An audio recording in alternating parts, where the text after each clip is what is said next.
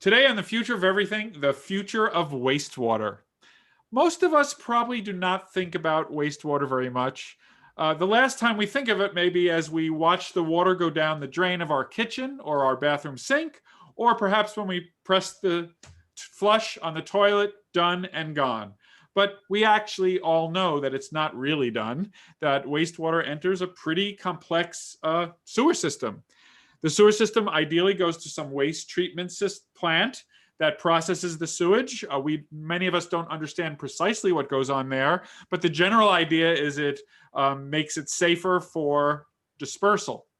Now, in the worst case, sometimes it may be just pumped into the ground. That might not be so bad, depending on what's in your waste, or it could go into the ocean or a lake. It's not very pleasant to think about, but we're thinking about it today. What do we have in the wastewater? Let's take a quick inventory. Well, we know there's water. We know there's human waste, both urine and fecal matter. There's pharmaceuticals, both through the human waste, and also some people dump their medications, although you're not supposed to do that, into the toilet. There's food waste, and of course, there's whatever other things we or local companies add to the waste water. So the question is this waste useless, or might it have some value? Now, of course, we could use the water. And in fact, if we could get it filtered and purified, we could do a lot of things with it. Now, I have to stop here and tell a little story or a little confession. So in the building where I work at Stanford University, in the toilet, right in front of the toilet in the men's room, there's a sign that says, "Warning, the water in these toilets is recycled." And I must say that I've never understood why they're warning me and what they think I might do if they were not to warn me. So maybe we'll learn the answer to that question today. But what about the other material in wastewater? Is there any value there? Well, Professor Will Tarpeh is a professor of chemical engineering and civil and environmental engineering at Stanford University. He studies the chemistry of wastewater and ways to process it to extract, and here's the fun part, potentially valuable substances. So William, I have to start by asking you, what drew you to the study of wastewater, and what are the hidden treasures that we might not appreciate in our wastewater? Absolutely. Happy to talk about wastewater and all the value that it contains. So to start with your second question, wastewater is something that I and my lab group and many others in our field view as something of a modern mine. And that's because it can be constantly mined for value. And it also, unlike other mines, it keeps growing. As long as there are people around generating waste, we kind of have the mine wherever we need it. Some of these hidden treasures are things like nitrogen, phosphorus, and potassium. So these are the same things that fertilizers are graded by, like NPK ratio, if you've ever seen a fertilizer. Written on the actual fertilizer when you buy it. And that gives you a rating of the amount of each of those substances in the fertilizer. Exactly, yeah. And so if you're a gardener or you've been on a farm, you'll see that NPK ratio. So our wastewater itself every wastewater has an NPK ratio as well. We can also recover things like metals. We've been thinking about lithium from wastewater for battery recycling, some of the pharmaceuticals you mentioned. In terms of how I got interested and why I started. So we'll definitely come back to all of those because it sounds fascinating. But let's hear the origin story. Yeah, the origin story of how I got interested in what happens when you flush the toilet. I think besides my just kind of morbid curiosity of wondering what happened, I got really interested when I was in high school and thinking about water and kind of the right to water that everyone on Earth should have. And this was in the heyday of the Millennium Development Goals that were developed from 2000 to 2015. And now we have the pleasure of working toward the Sustainable Development Goals, their successors. But one of the big ones in both of those agendas is clean water. And one of the things that I saw was lots of people interested in ways to make sure there were nice drinking wells and things like this all around the world, and that these were of high quality so that people didn't have to worry about the quality of their drinking water. And sort of the other side of the coin that people weren't seeing as much at that time, but now has become a real part of the conversation, is sanitation. If you give people have access to clean water, but don't have access to clean places for their waste, then arguably they no longer have access to clean water. Right, because those systems can intersect and cross-contaminate. Absolutely, in so many ways, whether it's pipes that are broken or are decaying, or lots of different ways for those to become actually one system, or they are always one system. And so that got me interested in sanitation. And then when I was an undergrad, I learned that people studied sanitation for their whole life. And I thought I could be one of those people. And I just thought that was so exciting. And I Yes. I love chemistry. And so the chemistry of wastewater just really emerged as the confluence of all of my passions. It is actually quite remarkable that you were able to develop a passion as a teenager and actually see that through. You know, there's so many distractions, so many things that can change your interests. Have there been, just out of curiosity, major detours, or have you really been like one of the lucky few who can kind of stay on the track, and now you're a professor of chemical engineering working on exactly what you were hoping to work on? Yeah, I think there were many detours, but one of the interesting things about what I do in water and sanitation is that we need so many different disciplines and expertises at the table on this issue. From, you could think about user design for toilets to artificial intelligence for monitoring toilets and when they should be emptied and that type of thing, all the way to the chemistry of what I do now. So even the detours I took, right? I minored in African studies. I studied abroad in Cape Town. I did all these other things. I love teaching, right? But all of that came down to like, I could still, no matter what detour I was on, so to speak, what path I was on, I could always come back to this thing I was really passionate about, but just from different angles. So I know we're going to get into a great discussion about the applications of your work, but can you give us a little sense before we leave it of the technical, what's the core technical capability that you as a chemical engineer bring to this problem for the removal of all of these substances that you gave us a little teaser for a few minutes ago? Right. Yeah. The core of what we do is we call it selective separation. So you could also just think of it as really selective extraction. Another way to think about it is you may have heard the term circular economy, right? Making sure we're closing the loop on all types of things. And so you could think of a general circular economy, like around the whole world or whole industrial ecology altogether. You could also think about this from an element specific point of view. We could make a circular nitrogen economy or circular lithium economy. And so being a chemical engineer, what I focus on is how do you take a wastewater that has dozens, hundreds of different chemical compounds in it and just go after one, right? And so we design materials like membranes or resin beads. If you've ever opened up like a Brita filter, those types of beads, we design those at the molecular level. We also design, in addition to those materials, we design processes using electrochemistry. So to be like crude about it, you could kind of hook up a car battery to water and get certain ions to move faster than others. Because some of them are positively charged, some are negatively charged, and so that's a separation technique. Exactly. And so that's what we're after. But everything we do, whether it's for nitrogen, lithium, potassium, phosphorus, we have all these different resource recovery cases, we call them, but it boils down to three things. What element are you after? What wastewater are you doing it in? And what product do you want to make? And when I say product, I mean, do we want to make a fertilizer? Do we want to make an acid or base or commodity chemical that consumers won't see, but our chemical industry depends on? Great. Okay. So that gives us a really nice idea of what the fundamental technologies are. And let's go now to the value. And so the first thing you pointed to as valuable is this nitrogen. I think was it nitrogen, phosphate, and potassium? Yes. NPK. And this is used in fertilizer. So do we have significant amounts of that in our wastewater? Where does it come from? And is it going to ever be economically viable? Will this pay for the entire operation because of the value of what you're being able to extract from this wastewater? Right. Yeah. So we do generate, as just humans, as we excrete naturally, we generate a fair amount of nitrogen, phosphorus, and potassium. So one kind of back of the envelope that we've done in our lab is, say you collected, we study urine a lot. So say you collected everyone's urine, like all 7.8 billion people's urine. Okay. And you extracted all the nitrogen out of that urine, right? We're of course making simplifications here. What percentage of the global fertilizer demand could you satisfy? The number's somewhere between 20 and 30%, depending on your assumptions, right? Which is nothing to, I mean, that's not 100%, and we didn't expect it to be 100%, but it's also not 2%, right? It's fairly considerable. And so when we think about environmental impacts and how fertilizer is produced, offsetting 20 to 30% of the nitrogen production, I mean, nitrogen fertilizer production is the most energy intensive chemical manufacturing process. So there's some gains to be had there. So that's really interesting, because I think a lot of people might think that the body has extracted everything of value. You know, we have this idea that everything of value has been extracted, and what we're putting out at the end is really not very valuable or useful for anything. But at least for those three elements, we're putting out kind of high value chemicals and you point out, of course, we're probably not going to harvest 100% of human urine.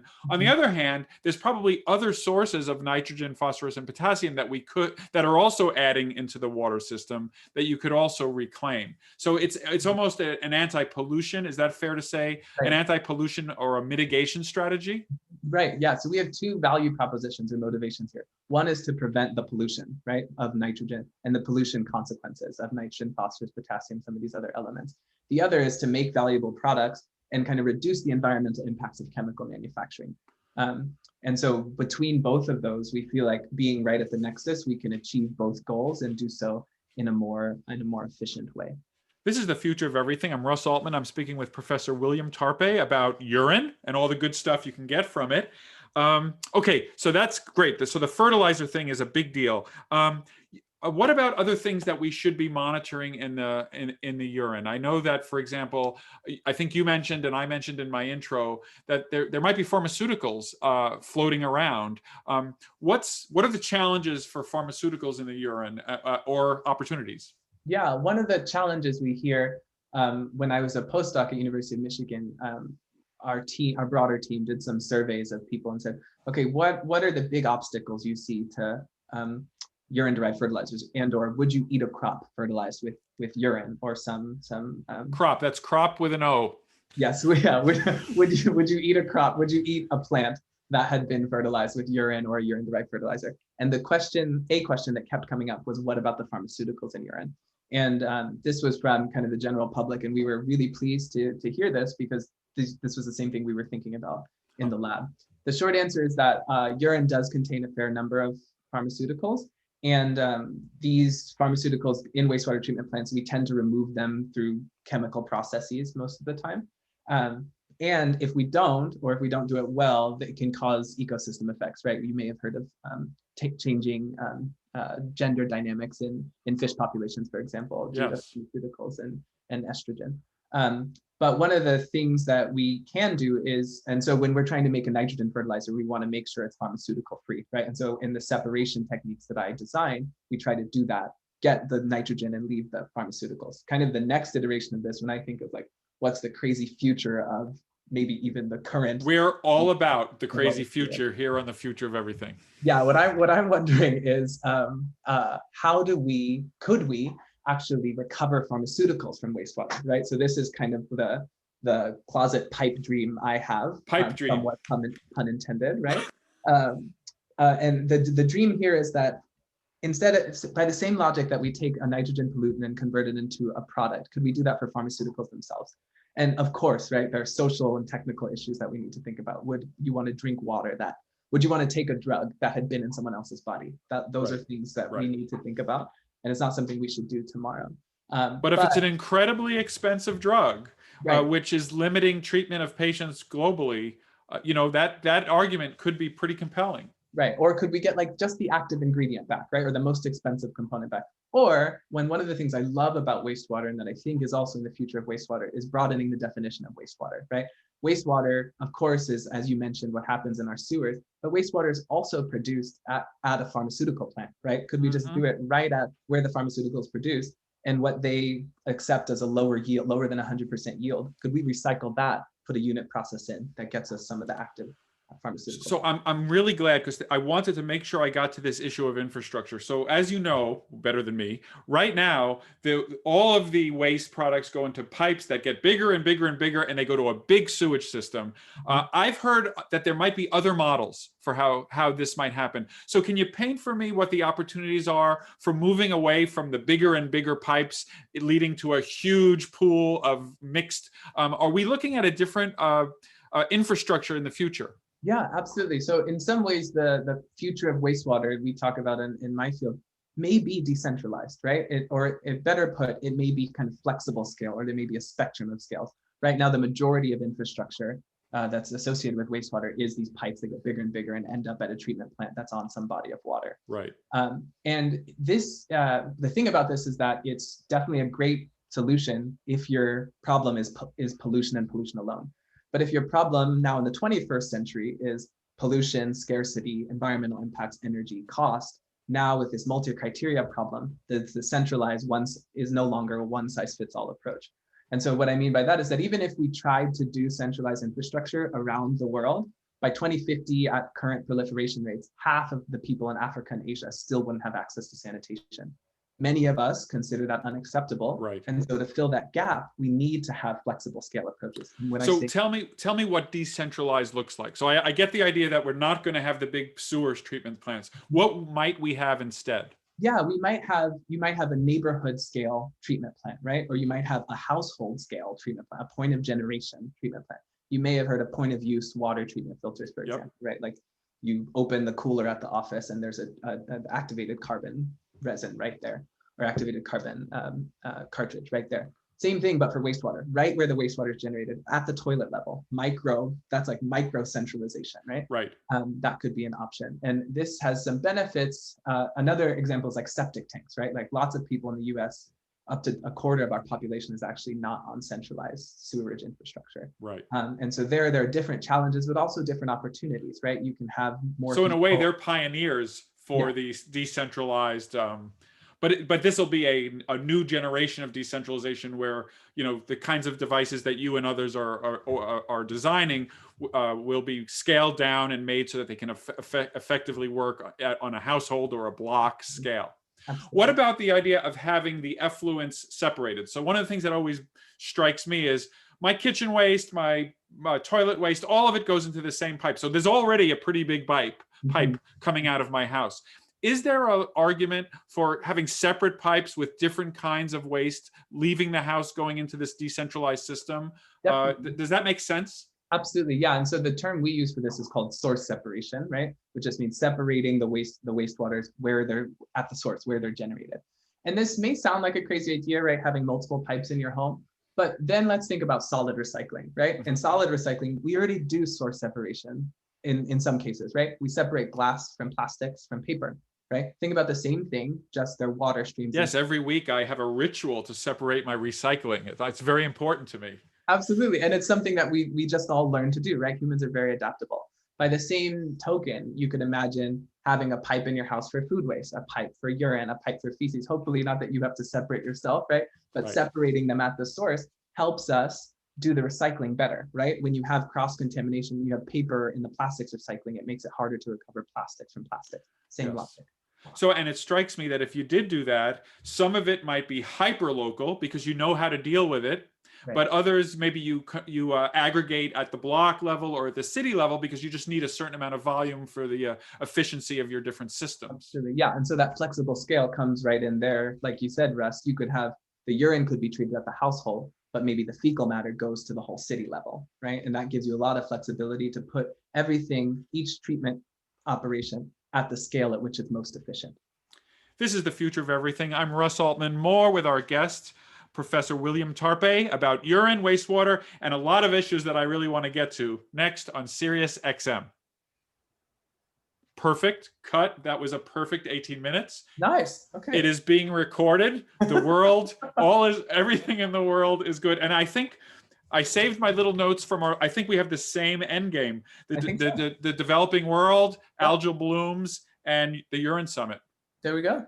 All right. So this is great. I'm going to set this. That was 18. So this will be 10. Thank you so much. Instead of apologizing now, I'm moving to the profuse thanks phase. It's fine, Russ. Previously, we were in the profuse apology phase. Jesus. It's okay. So that's great. This is really great stuff, and I'm very excited, as you can see. Okay, so I'll go right into phase 2. I have 8 minutes is wrong. 18 plus 10.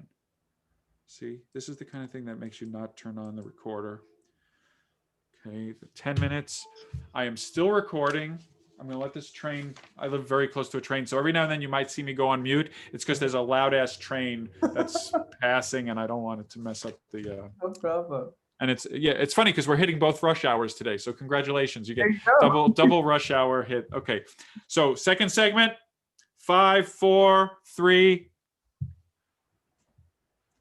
Welcome back to The Future of Everything. I'm Russ Altman. I'm speaking with Professor William Tarpeh about urine, wastewater, the hidden treasures. And now I wanted to move to something you actually made reference to the less resourced and developing world, and your interest in Africa. And I wanted to ask, what are the opportunities? What's the problem and challenges facing those communities, and how can some of these technologies improve living conditions?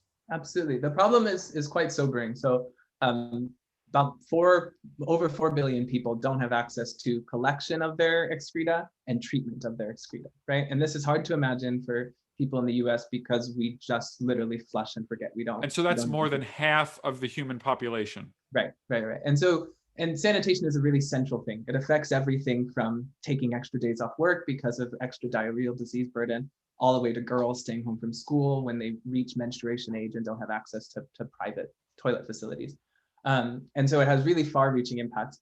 The good news about this is that there's a ton of energy happening on the sub-Saharan African continent and in Southeast Asia as well, on ways to close this gap and actually do some leapfrogging, as we say in the development engineering space, to get from where behind, so to speak, industrialized communities to ahead of industrialized communities. And what I mean by that is that we don't have, when we're doing work in Kenya and in Senegal, we don't have the sunk cost in centralized treatment plants as much as we do here in the US. And that means there's some flexibility, of course, to do things responsibly, but there's also flexibility here to collect urine and feces at different scales and yes, leapfrog and do some new treatment and new collection that frankly we can't do at scale. So this is very similar to like the cell phone situation where some of those communities never had to build telephone poles because they could jump directly to cell phone infrastructure with the towers. And now we're saying there's a great, you're getting very excited because a lot of the technologies that you're developing might be the first technology that gets deployed and not any sense a replacement of an older system. Correct. And in some ways, might even be like the first implementation of some of our technologies might be in Nairobi or Dakar, not in San Francisco, which I think is quite which could be very satisfying. So tell me the experiments that are ongoing or planned or whatever the status is. Yeah, so actually right before the pandemic hit, or we were all aware of it in December, I took a team of students to Dakar, Senegal, and there we were meeting with one of our partners, Delvic Sanitation Initiatives. And they run these, they call them fecal sludge treatment plants because they're more concentrated than wastewater treatment plants. And they're all about resource recovery, recovering valuable products from wastewater. And so they've managed to make briquettes, and there are all these different things you can make from feces and from urine. Most of the time, our partners are able to take care of the feces, but they're kind of left with the urine that they separated out so that they could dry out the feces. Right. They're like, what can we really make with this urine? And that's where we come along and say, you've got urine, we've got solutions. And so we come and say, well, we can make nitrogen fertilizer, we can make phosphorus fertilizer. One of the things I'm really excited about is we've managed to not just make acidic nitrogen fertilizer, but we can also make alkaline or basic nitrogen solutions that can be disinfectants. They can be used for all types of different chemical manufacturing processes. So we call this expanding the portfolio, right? Yes. To expand a product portfolio. Conventional business wisdom says a diverse portfolio is a stronger one. So right.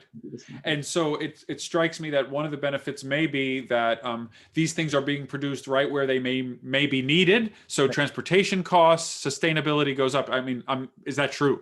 Absolutely, yeah. So what we see, we did a study in Kenya a few years ago where we saw that the cost of producing fertilizer from urine was actually lower than the cost of commercial fertilizers in Kenya. And some of that has to do with transport, like you mentioned. Most fertilizer there is imported from actually India or China. And also the value proposition there was not so much that it was urine derived and that it was this green thing, which are cool things about it, but it was that it was locally sourced, right? And so having locally sourced fertilizer was a huge value add for a place that has limited fertilizer access. Fertilizer access is lower than it would be otherwise.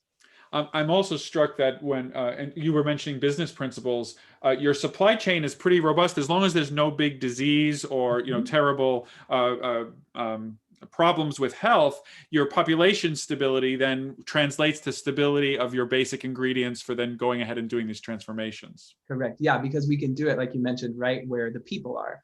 And so this brings up some issues in terms of like transporting to agriculture, which is why we've turned to some non-agricultural based products. Yes. And especially in sub-Saharan Africa, when we think about population growth, the majority of it is expected to happen in developing country urban centers, right? And that's where population growth is outpacing infrastructure. And so what we're saying is we can deploy these strategies where that problem is most stark. Right. And then now I can start to see where your sense of urgency would come from, because these are dynamics that are happening today. This is not a future state. A couple of things I know you've written about. I just wanted to touch base on algal blooms. Right. So how does your work, that was a surprising thing to me, that your work would be related to these things that happen in the ocean. Can you connect those dots for me? Absolutely, yeah. So to connect the dots, I'm going to double down on the pipe analogy here, but we're just moving down the pipe that goes into the environment, right? At first, we were right at the point of generation. Now we're at the point of discharge into the environment.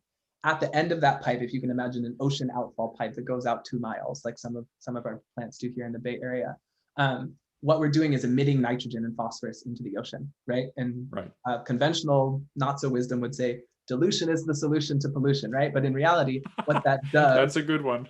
but in reality, that dilution, so to speak, leads to it overfeeds algae, right? We're giving them more nutrients than they would have otherwise. They like the nitrogen, and that's what causes the bloom. Exactly. So harmful algal blooms come up, and what happens there is that those threaten aquatic ecosystems. They can overconsume oxygen. They also threaten public health, right? So in the Great Lakes of the US, we see these algal blooms like in Lake Erie every year. That actually produce cyanotoxins that can harm drinking water. But most of our work is focused on the Gulf of Mexico, where these dead zones, oxygen poor zones, can arise every year that are the size of New Jersey. And so we've started thinking about, okay, we've got to be able to do better than this, than just watch an algal bloom happen every year. And so we've actually miniaturized some of our treatment devices and turned them into sensors so that we can predict and sense when that's going to happen, and then say that's where we need to deploy the wastewater treatment. And so again, the benefit here is that we're flipping things on their head a bit. Most of the time we pump water to treatment site, and the treatment site is fixed. What we're doing instead is bringing the treatment to the water through deployable sensors and deployable treatment devices. And so that allows us to capture the 80% of wastewater worldwide that's not even collected. All the other stuff I've talked about at its best can only address collected wastewater. This gets us the other majority that isn't collected. So one of my favorite sayings in engineering is, in order to intervene, you have to be able to measure. And so what you've done is you've created these measurement devices that before the bloom happens can issue an alarm. And then you guys can focus your resources on the area that's about to have and you don't have to filter, literally, you don't have to boil the ocean. You can just boil or detoxify the piece of Gulf of Mexico, in this case, that is threatening to have a bloom. Right, and that's the hope. And then some of the idea there is to bring that back actually to the up higher in the pipe, so to speak. And we can use those sensors to actually mine some of the data that's in wastewater. So we can also know what are the ammonia levels for a given community or for a given installation. And this can help with regulations as well, right? When we say that, like, you, industry X, can only emit this much nitrogen, how can we prove that they're only doing that? We could have a third-party sensor, right? Or government sponsored sensor campaign that actually— So now we may be looking at nitrogen credits in addition to carbon credits. Yeah, these are things that we're writing about in our field and thinking about. Are there nitrogen and phosphorus credits that should be issued in addition to carbon? So we only have about a minute left, but I wanted to ask you about the Urine Summit. It turns out, I think, that that's a real meeting. I don't know if that's the official name, but tell me about the Urine Summit and why we should be excited about this. Yeah, the Urine Summit is our unofficial name for the Rich Earth Summit, sponsored by the Rich Earth Institute in Vermont. And it's where we get technology developers, policymakers, enthusiasts, horticulturalists, everyone who's interested in urine as a resource together every year. And this past, just a couple months ago, we had over 100 people interested, and there were lots of talks, some technical, some more policy focused. And it's where we're trying to move the needle on viewing urine as a resource and putting that into policy and into building codes. It must be so exciting for you to find like-minded folks who are thinking about and who appreciate your work, but also are thinking about the same problems. Community is so important in science, and so that must be a great event. And I'm sure there was a lot of sadness about not being able to do it in person this year. Yeah, I walk away every year thinking we've gotten closer to the future of what urine treatment and urine collection and urine valorization will look like. And it sounds like you're bringing together both academia, industry, and government, and that's kind of the trifecta of all of the kind of stakeholders who can really move the needle when it comes to changing practice and getting us to the future. Absolutely, that's the hope. Fantastic. Thank you for listening to The Future of Everything. I'm Russ Altman. If you missed any of this episode, listen anytime on demand with the SiriusXM app.